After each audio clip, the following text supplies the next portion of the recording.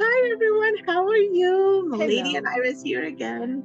And today we wanted to do a short video on triggers.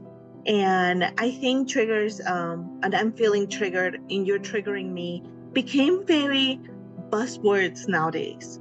I'm being triggered. You've been Don't do this triggered. because it triggers me and all of that. And look, as a therapist, I know about triggers. I talk about triggers all the times with people. And I talk with family members about, of course, with permission, what are this person's triggers, right?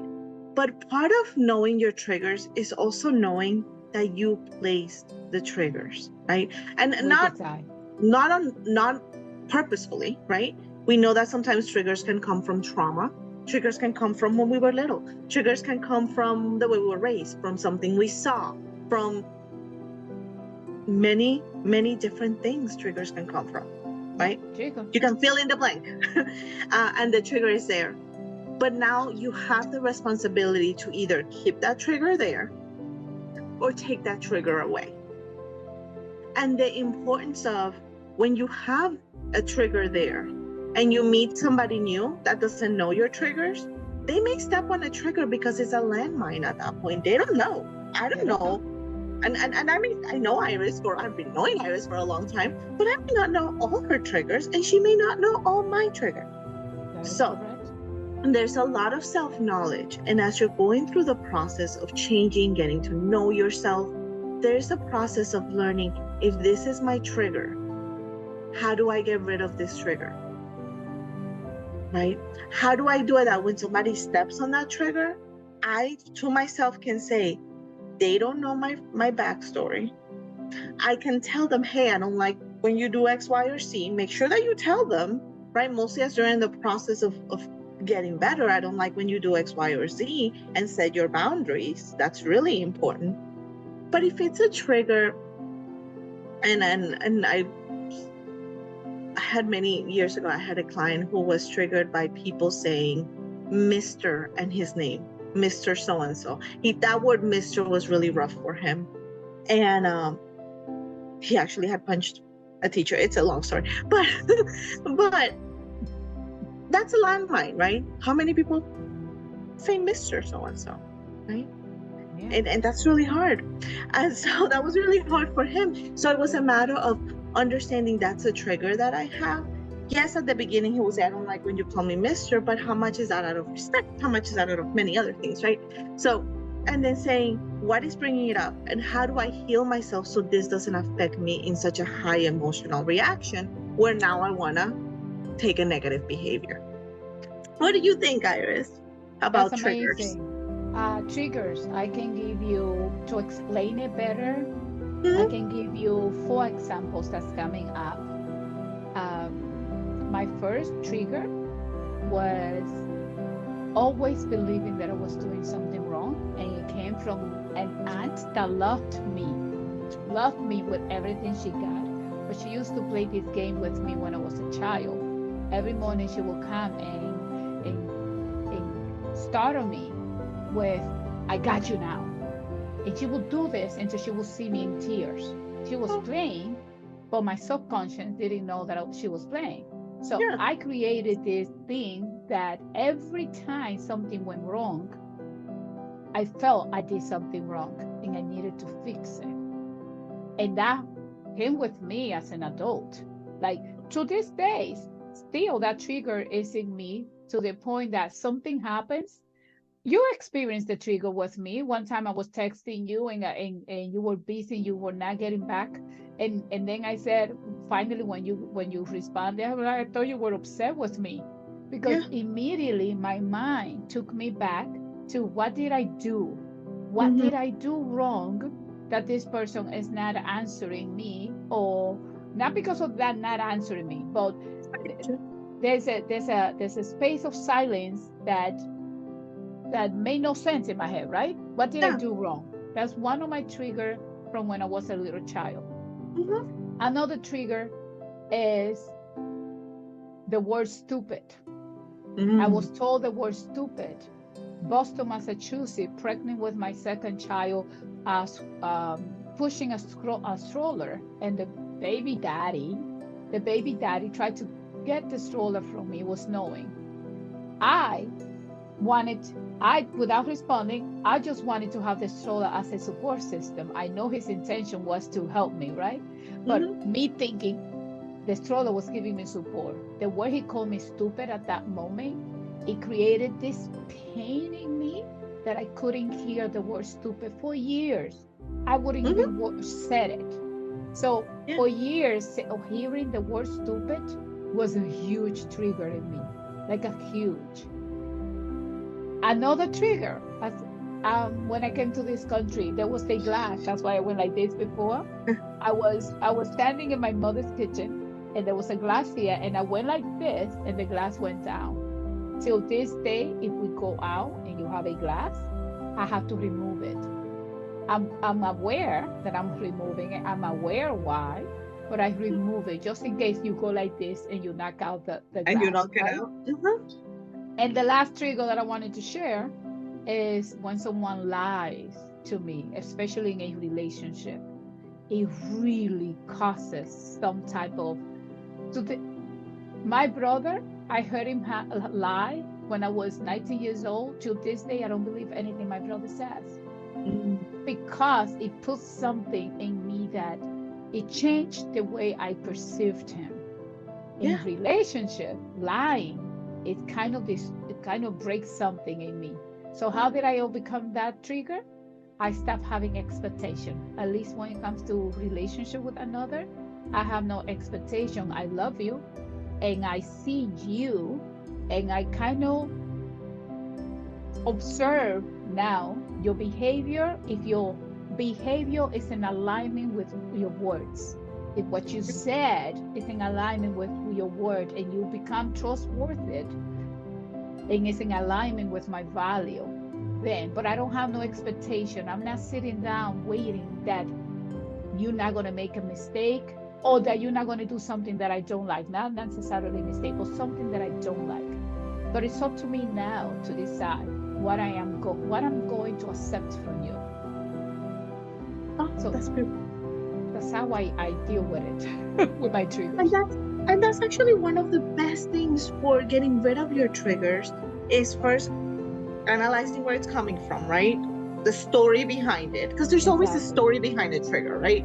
And that story, that's why triggers are so interesting, because nobody else knows the story but you.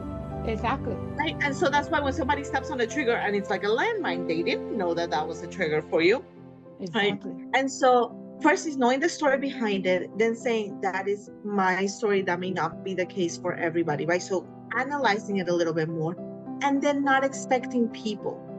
And I love that you say getting rid of those expectations. And that's important, not just for triggers, but for many other things. Everything we are in all life. human. Yeah, we're all human. We're all going to make mistakes. We're all going to do things wrong. And yes, there's sometimes when we do have to separate from people, mostly if they're hurting us, right? But when we don't expect, my happiness is not because of you. Exactly. What you not how you attached act, to anything that you do. It's not attached. My happiness is me. Exactly. My joy is in me. And we talked about the difference between happiness and joy before, but my joy is in me. Exactly. In my peace. So that part of it is in me, and then from there we will go. It goes back to those emotions. Your emotions are not your happiness. Your emotions are not a trick. It's not an excuse for a trigger behavior. It's a guidance.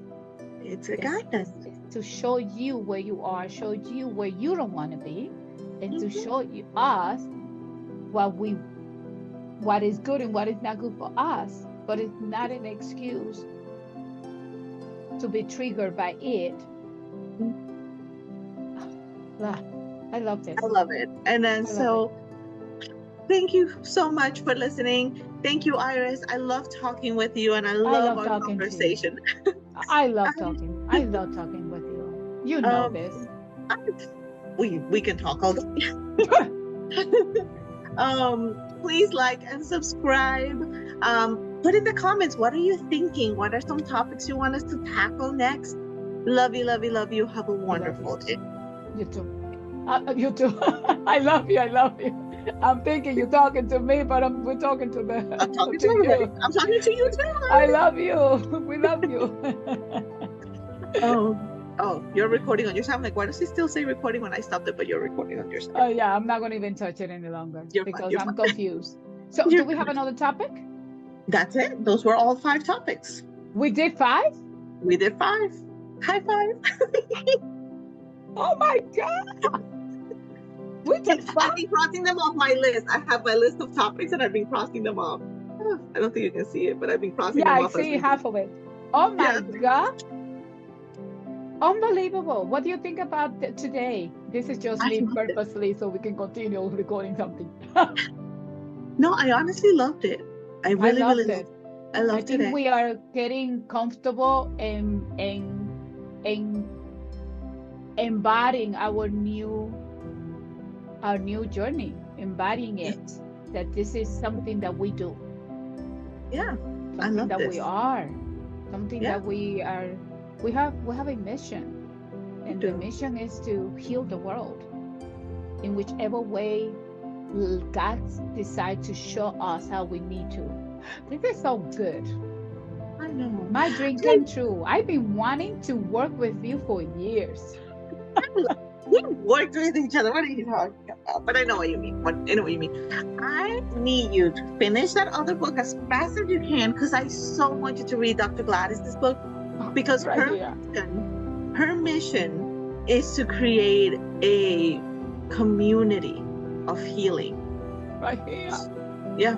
Her mission is to create a community of healing. And honestly, when I hear this woman, because she does a lot of Instagram lives. She's still alive? Yes. Oh, she's 103 and still alive? Yes. Girl. Look her up on Instagram and like her so that you get when she's online. That way, if you have time and you can listen to her. Wait a minute. What's her name? Gladys McGarry. Is she the one that talk about medication, the power of not medication, the power of natural health?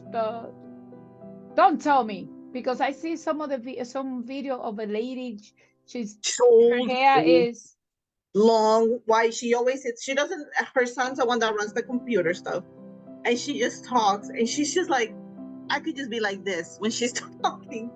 I adored her book. When I tell you, I'm re-listening to it. You know what?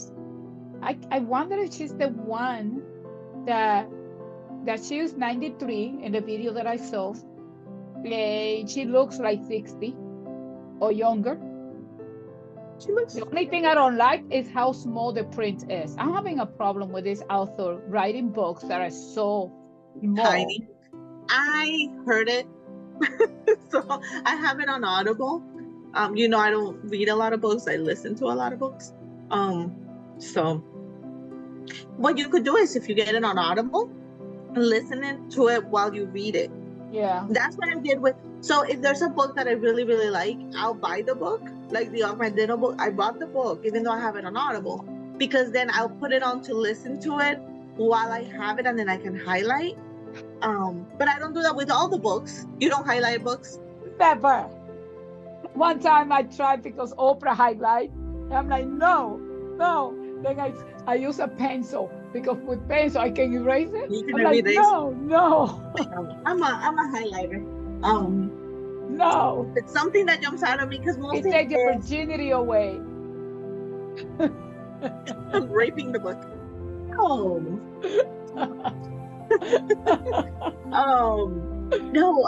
It's great. It's my Elijah is sick, so he had to stay home from school, and the school just sent me a thing saying that he was sick. They are so practical. They're so exactly. I mean, it's good. Actually, they're sending it now in the morning because a little kid went missing, and parents don't get. They used to, like last year, they would get your kid didn't show up for school at the end of the day. Afternoon. Yeah, and so because of that, now they're sending it in the morning, because those parents didn't find out that the kid wasn't in school until the end of the day. And when did it happen? I don't know. And they're still investigating and everything. Oh yeah? It's like a new thing. So that's why this year They're sending it early. Oh, okay. Yeah, That's anyway, good. I hope they find him. I hope so I too. hope so. That is the most horrible feeling. There are things that the mind don't comprehend, and it's an adult losing a child.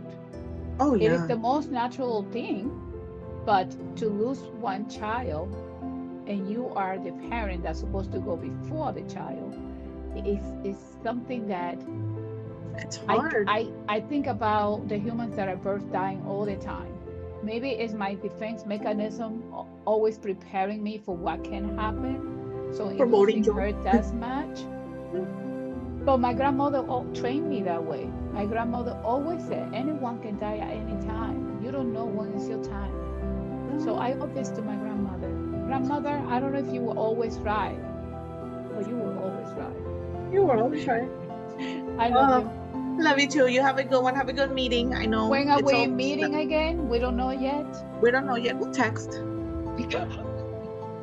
We text all the time. And I no longer worry when you don't text back Please because don't. I'm like, I don't. I'm like, wait a minute, Iris, stop it. Yeah, stop it. Don't. Stop it. Like, Don't stop go there. it. I love you.